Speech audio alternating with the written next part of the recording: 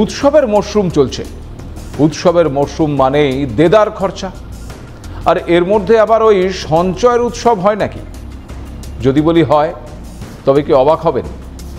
সঞ্চয়ের উৎসব আছে, যা পালনে প্রথমে হয়তো আপনার কিছুটা খরচ হবে, কিন্তু পরে তা সঞ্চয় হিসেবে কাজে লাগবে।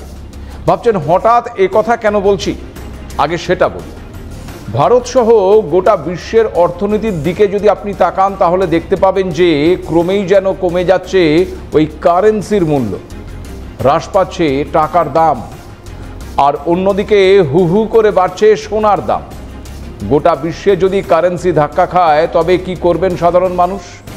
টাকার বদলে তবে কি ওই সোনা জমাবেন? যদি এমনটা হয়, তবে কি বিশ্বজুড়ে কারেন্সি আরও ধাক্কা খাবে? এমনটা হলে ভারত তথা বিশ্বের অর্থনীতিতে কতটা প্রভাব পড়বে? নমস্কার, আপনারা দেখতে শুরু করেছেন এডিটার্স ডায়েরি। আমি ভাস্কর দত্ত আরও একটি এপিসোডে আপনাদেরকে স্বাগত জানাই। দেখুন, আপনারা সকলেই নিজের বা আগামী প্রজন্মের ভবিষ্যতের জন্য চিন্তিত, আর এই ভবিষ্যৎ নির্ভর করছে দেশের অর্থনৈতিক অবস্থার উপর। শুধু তাই নয়, দেশীয় অর্থনীতির ওঠাপড়াও পাল্টে দিতে পারে আগামী ভবিষ্যতের পরিকল্পনা, পাল্টে দিতে পারে সঞ্চয়ের পরিকল্পনা কি। এখন প্রশ্ন হচ্ছে, দেশের অর্থনীতি এই মুহূর্তে কোন জায়গায় দাঁড়িয়ে আছে? দ্রুত গতিতে উন্নয়নের পথে দৌড়চ্ছে, নাকি এক অদৃশ্য টানেলের দিকে এগিয়ে যাচ্ছে যেখান থেকে ফিরে আসা কঠিন?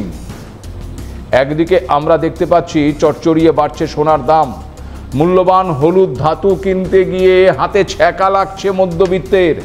মাঝে সোনার দাম কিছুটা কমলেও গত আগস্টের শেষ থেকে অক্টোবর পর্যন্ত লাফিয়ে লাফিয়ে বেড়েছে এবং বেড়েই চলেছে সোনার দাম। দাম বাড়ছে রূপোরও। এই যেমন 14ই অক্টোবরের কথাই ধরুন, গত মঙ্গলবার কলকাতায় 22 ক্যারেট 10 গ্রাম সোনার দাম ছিল 1,17,650 টাকা, আর সোমবারের থেকে তা 3,000 টাকা বেড়ে গেছে। কারণ সোমবার ওই 10 গ্রাম 22 ক্যারেট সোনার দাম ছিল 1,14,950 টাকা। অন্যদিকে আবার মঙ্গলবার কলকাতায় 10 গ্রাম 24 ক্যারেট সোনার দাম পৌঁছেছে 1,28,350 টাকায়। সোমবার যার দাম ছিল 1,25,490 টাকা, এক্ষেত্রেও একদিনে বেড়েছে প্রায় ওই 3,000 টাকারও বেশি। আর এখানেই প্রশ্ন উঠছে, কেন হু হু করে বাড়ছে এই সোনার দাম? এই দাম বৃদ্ধি কি দেশের অর্থনীতির জন্য সিঁদুরে মেঘ? মনে পড়ছে কি ট্রাম্পের সেই ডেড ইকোনমি কটাক্ষ? M3M হরুন ইন্ডিয়ার সমীক্ষায় উঠে এসেছে, সারা ভারতে যত সম্পদ রয়েছে তার অর্ধেকের মালিক মাত্র 1,687 জন। এই 1,687 জনের মোট সম্পদের পরিমাণ 167 লক্ষ কোটি টাকা, যা ভারতের মোট জিডিপির প্রায় অর্ধেক। গ্লোবাল সম্পদ ব্যবস্থাপনা সংস্থা বার্নস্টেইন একটি রিপোর্টে জানিয়েছে, দেশের শীর্ষ 1% ধনীর কাছেই রয়েছে মোট সম্পদের প্রায় 59%। অর্থাৎ দেশের অর্ধেক সম্পদ মুষ্টিমেয় কয়েকজনের হাতে সীমাবদ্ধ রয়েছে, আর এটা কোনোভাবেই ওই গণতন্ত্রের জন্য সুখকর নয়। বিপন্ন ক্ষুদ্র ও মাঝারি শিল্পগুলো ভারতের অর্থনীতির ছবি আজ বহুমাত্রিক। একদিকে ভারত বিশ্বের 4র্থ বৃহত্তম অর্থনীতি, অন্যদিকে মুদ্রাস্ফীতি, বেকারত্ব, কৃষিক্ষেত্রে সংকট আর বিশ্বজুড়ে মন্দার হাওয়া ভারতের অর্থনৈতিক উন্নয়নে গুচ্ছ প্রশ্ন তুলে দিচ্ছে।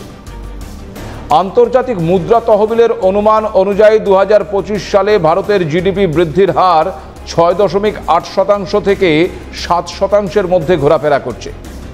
যদিও চিন্তা বাড়ছে বই কমছে না। টাকা ব্যাংকে রাখলে নিরাপদ থাকবে কি?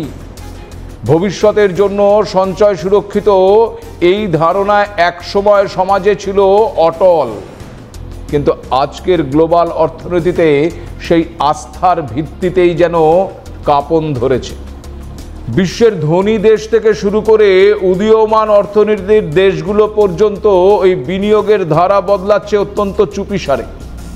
কারেন্সি বা মুদ্রা আর ওই আর্থিক স্থিতিশীলতার প্রতীক নয়, বরং সেটা হয়ে উঠেছে এক অনিশ্চয়তার প্রতীক।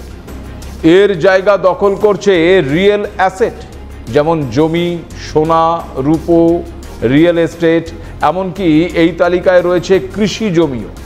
ওয়েস্টার্ন দুনিয়ায় এই ধারা কিন্তু নতুন নয়, কারণ কাগজের মুদ্রা সরকার বা কেন্দ্রীয় ব্যাংকের নীতির ওপর নির্ভর করে। আজ যে ডলার বা ইউরো শক্তিশালী, আগামীকাল একটা সিদ্ধান্তে তার মূল্য ধসে পড়তে পারে। কিন্তু সোনা বা জমির বাজার তেমন নাটকীয়ভাবে বদলায় না, বরং সময়ের সঙ্গে সঙ্গে তার মূল্য উল্টে বাড়তে থাকে। মার্কিন অর্থনীতিবিদদের মতে 2008 সালের গ্লোবাল ফিনান্সিয়াল ক্রাইসিসের সময়ও এমনটা দেখা গিয়েছিল।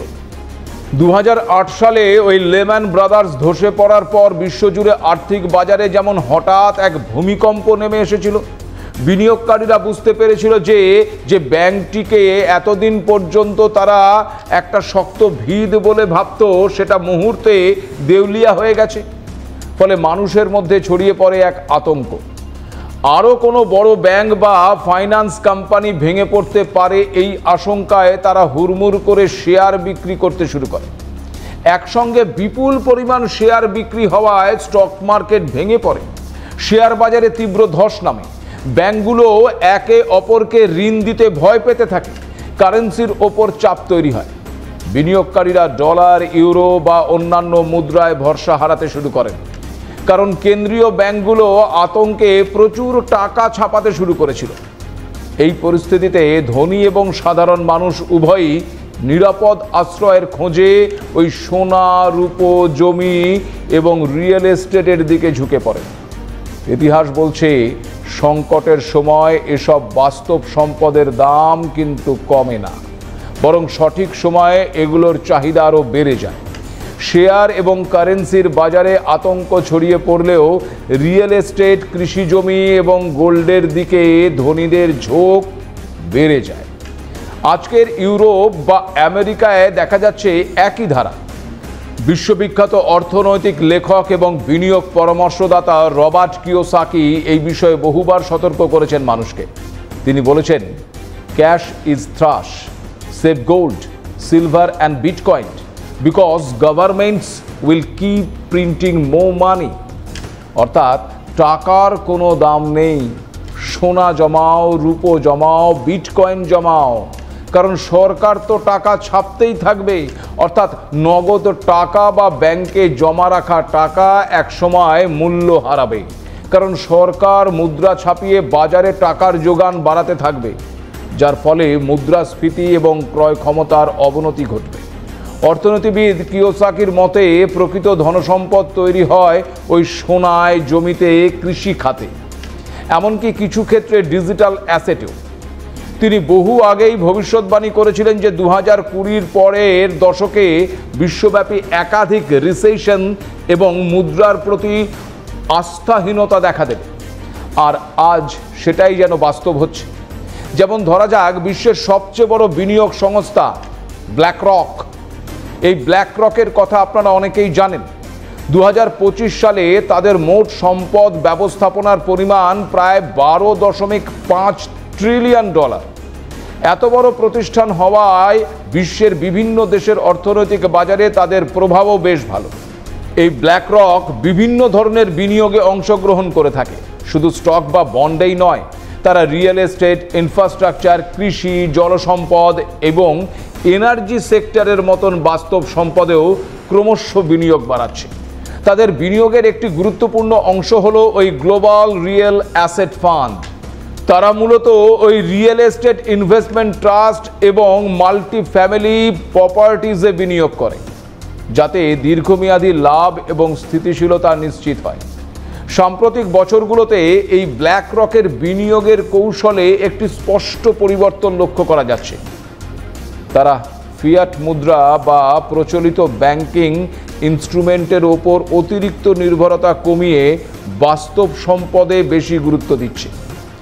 বিনিয়োগকারীদের জন্য এটি একটি বার্তা যে সংকট বা মুদ্রাস্ফীতির সময় বাস্তব সম্পদ অনেক বেশি নিরাপদ এবং স্থিতিশীল সম্পদ হিসেবে কাজ করে।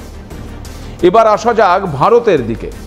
ভারতের সাধারণ মানুষ বরাবরই সোনায় বিনিয়োগে বিশ্বাসী। ভারতের ঘরে ঘরে যে পরিমাণ সোনা মজুত রয়েছে তা আনুমানিক 25,000 টনেরও বেশি। যা বিশ্বের অনেক দেশের কেন্দ্রীয় ব্যাংকের মজুদের থেকেও অনেক বেশি, যেমন মার্কিন যুক্তরাষ্ট্র বা জার্মানি। আর এই বিপুল পরিমাণ সোনা ভারতের জিডিপির প্রায় 56% সমান এবং পাকিস্তানের অর্থনীতির প্রায় 6 গুণ বেশি। এখন প্রশ্ন হলো, আগামী দিনে বা আগামী দশকে ভারতীয়দের এই বিনিয়োগ কাঠামো কি আরও বদলাবে? কি বলছেন বিশেষজ্ঞরা? আম জনতাই বা কি বলছে?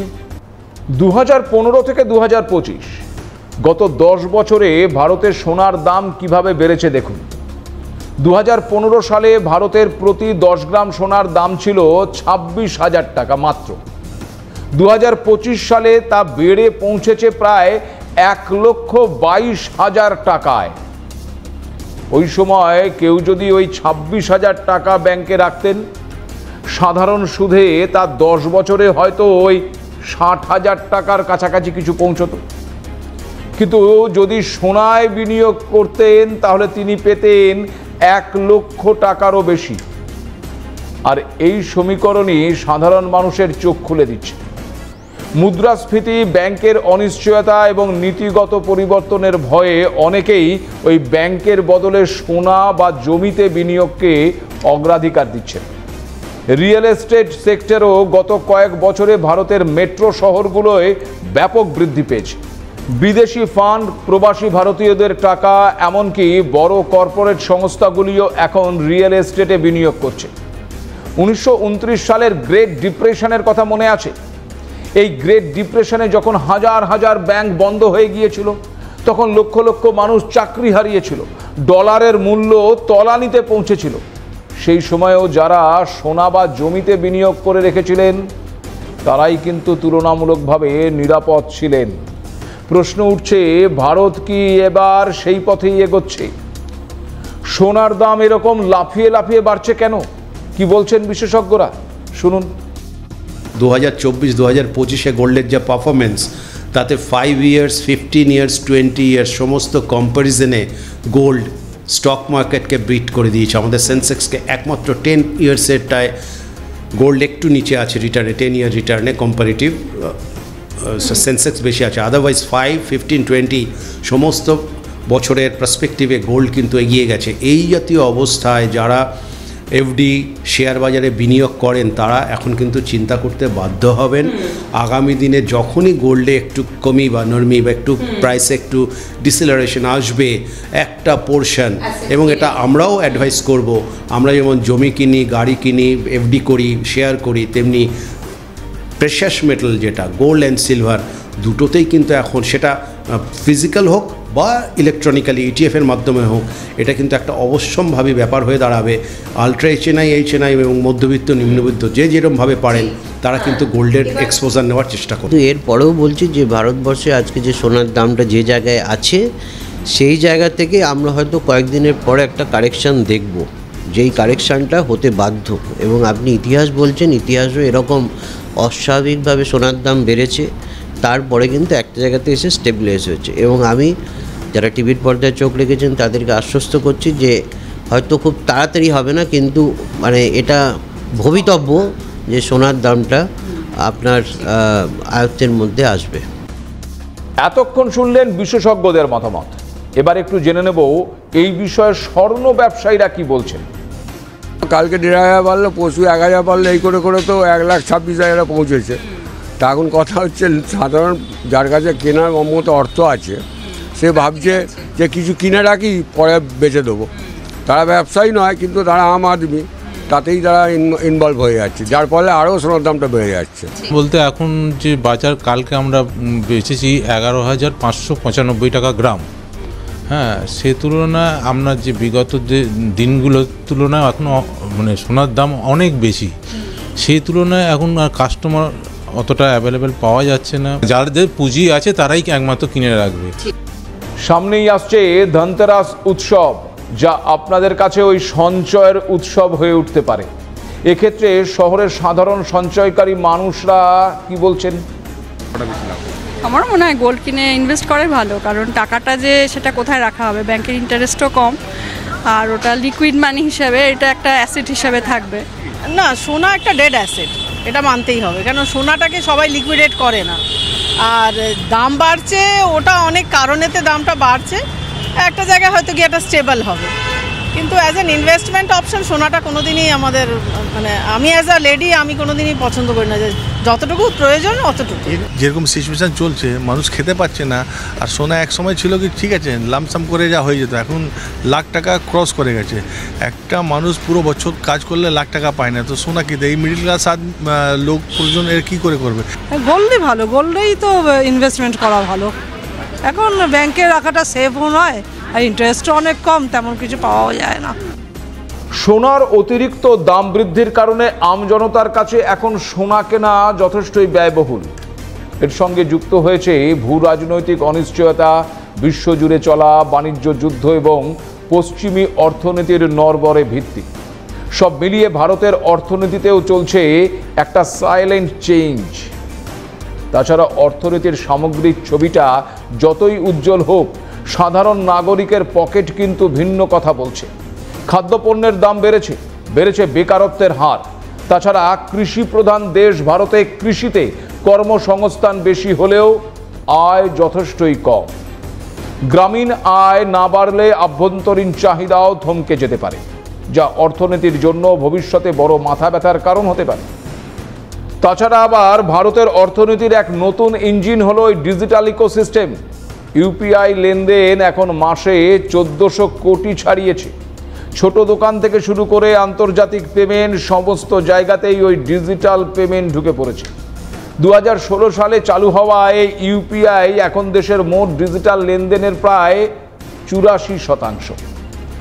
এই ফিনটেক বিপ্লব একদিকে লেনদেন সহজ করেছে, কালো টাকা কমাচ্ছে, আবার সরকারের কাছে ট্যাক্স কালেকশনও স্বচ্ছ করছে। যদিও ভারতের অর্থনীতিতে 3টি বিষয় খুব পরিষ্কার: নগর এবং গ্রামাঞ্চলের আয় বৈষম্য কমানো, উন্নয়নের চাকা সচল রাখা, রপ্তানি এবং বৈদেশিক বিনিয়োগ এবং মুদ্রানীতির ওপর সূক্ষ্ম ভারসাম্য রাখতে হবে। ভারতের অর্থনীতি এখন একটা ওই দ্রুত গতির ট্রেনের মতো, কিন্তু এই ট্রেন কোন গন্তব্যের দিকে যাচ্ছে তা নির্ভর করছে অর্থনৈতিক নীতি, সুদের হার আর ওই মানুষের আস্থার উপর। মানুষ কিসের উপর আস্থা রাখবে? টাকা নাকি সোনা? আজ এ পর্যন্তই। নমস্কার।